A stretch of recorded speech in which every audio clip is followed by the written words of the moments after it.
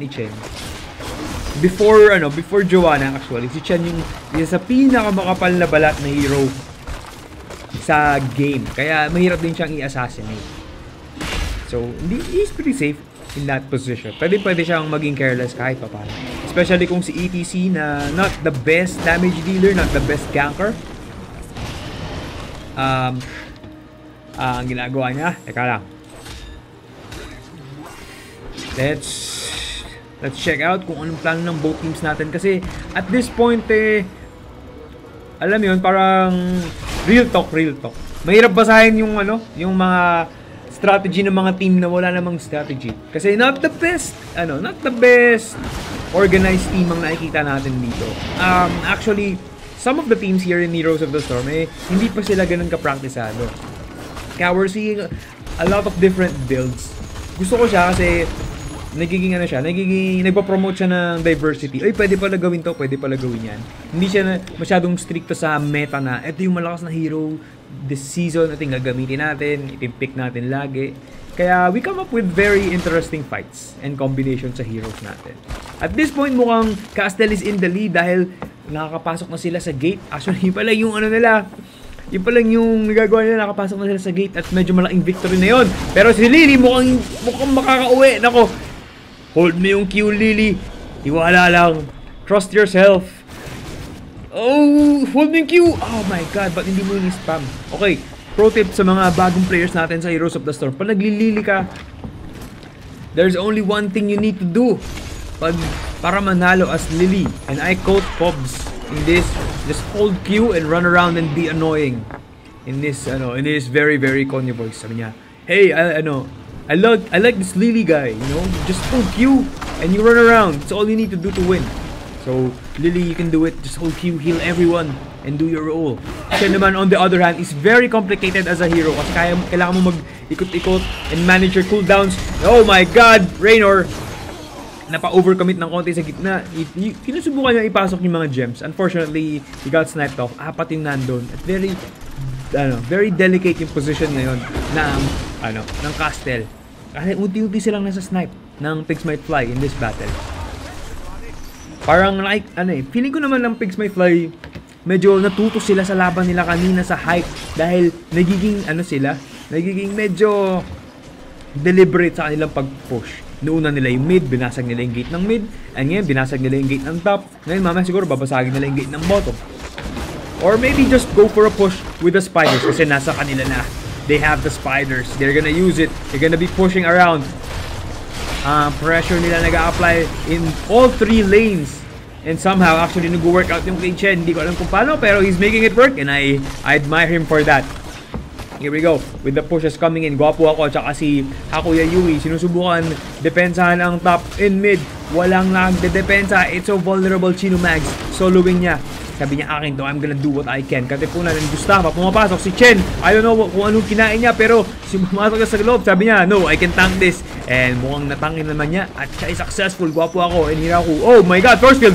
Pumasok si Taiko. Sinusubukan granadahin. Hindi doon succeed.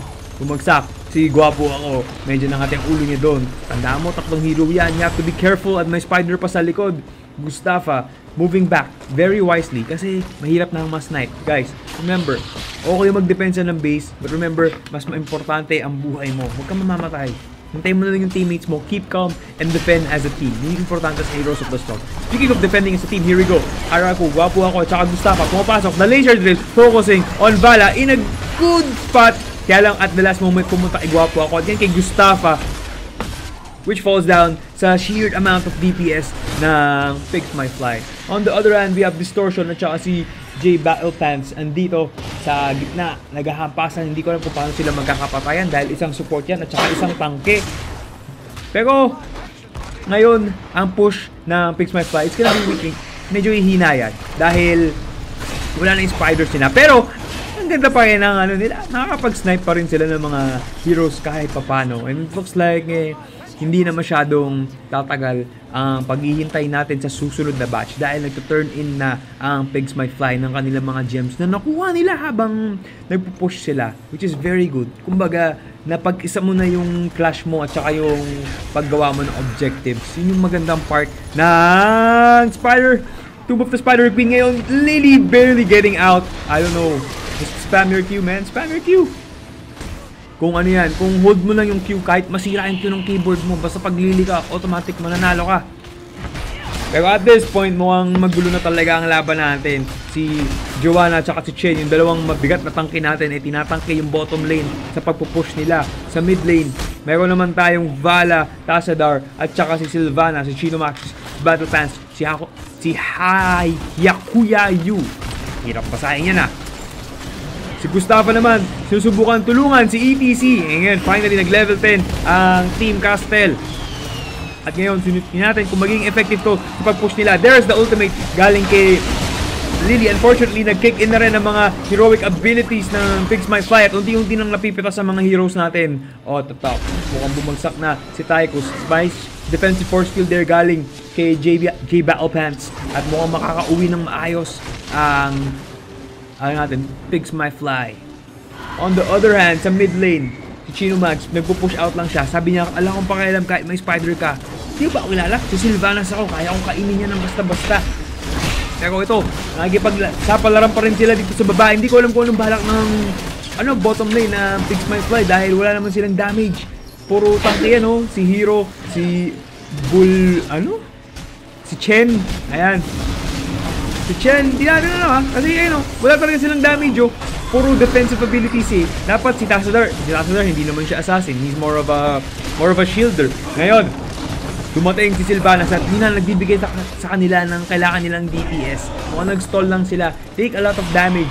And then ngayon, nag-converge na sila as a team. Etong convergence na to, ang magbibigay sa kanila ng pushing power para pumasok sa mga final keeps na natitira para sa Castello. Now, we have 27 over 55. So, do they have enough? Let's check. Actually, sobra pa. Check natin. Ayan sa taas. Actually, dito sa board medyo nakakalito dahil sa scoreboard sila yung pula. Pero, sobra pa yung kaya nila. They just need to turn in at mag-push. And here we go. Like 6 more.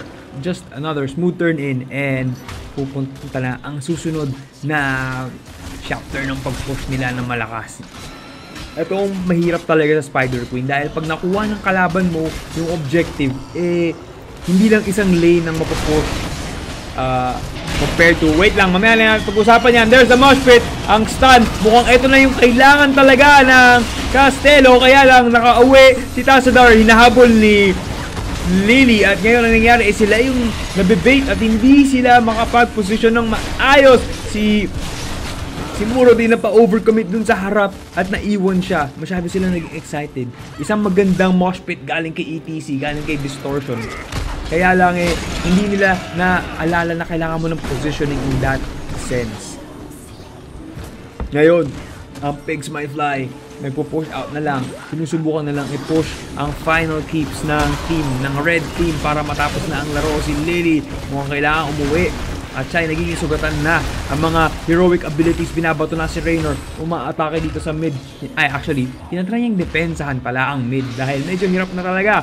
Unfortunately for him, the rest ng team ng Pigs My Fly nasa taas at sila ay hanggang handa para tapusin na ito. There's the laser focus firing sa core. Ang mga last ng spiders andito na at mukhang hindi na patatagalin ng laro. Si ETC hindi na makakauwi. Oy! Ayan, sinabi na, naging beef jerky na siya si Raynor.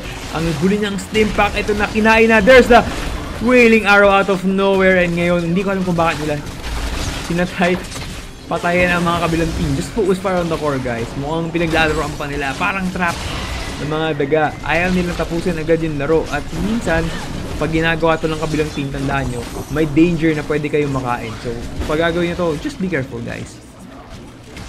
Alright, ang continuous pushing talaga ng Pigs My Fly, pinapakita nila yung prowess nila as a team dahil unti-unti sila pumapasok to. Si Chen, ang tigas ng balat niyan. Tingnan mo, kahit inaatake na ng core, inaatake na ng ibang team, tinatangke niya pa rin habang papasok ng mga team niya. Ayan, kitang-kita natin si Tassadar pumapasok sa isang magandang position. Kailangan niyang patayin lang yung mga creeps na yan. Kailangan niyang i-bait yung kabilang team para mag-commit na mag-push sa kanya. Pag nangyari yun, pwede siyang maging catalyst for destruction sa kabilang team. Ito si Chen, kahit paano nakapag-escape, makauwi siya dahil ganoon talaga siya katigas as a tank hero, and which is why isa siya sa mga pinaka nakakaasar na selection sa Heroes of the Storm. I don't know why, kung bakit, or siguro maybe dahil si Joanna na-release. Pero si Chen hindi ko na masyado nakikita sa mga professional games. But nakita niyo naman yung potential niya to be one of the tankiest heroes in the game. So maybe he's a backliner in terms of picks. But kung marunong gumagawa sa kanya, it can work. I've seen it work. Actually, isa ako sa mga haters ni Chen. Pag nakita ko siya sa Hero League, sabi ko, nakakaasar yung mga yan. And you better be careful. Alright, nakuha na ng Pigs Might Fly ang boss. Popasok na, nagmamarcha na ang Sphinx. And si Vala, sinusubukan i-snipe si Tassadar. Unfortunately, masyado siya malayo in yung position na not the best. This is it, guys. The boss marching in to the core. And ini-stun na yung kabilang team. Habang nangyayari to ang Pigs Might Fly, inuunti-unti, iniisa-isa ang mga miyembro ng Castle. Paikot-ikot lang sila. Ops, saan ka maliligaw? Dito ka. Lumapit ka sa akin, sabi ni Joanna. Come with me, stay with me. We will have some fun together. Down at 60% ang core ng Castle. Unti-unti na silang hinahampa. Si Chen nandito. Nagiging napang-asar lang talaga. It's like, sige, tirahin nyo to. Okay lang, tatangking ko yan. And it looks like this is it. The third place team for Davao qualifier is Castle. So, good game, guys. And we'll be back. Actually, ayan, wait. Yeah,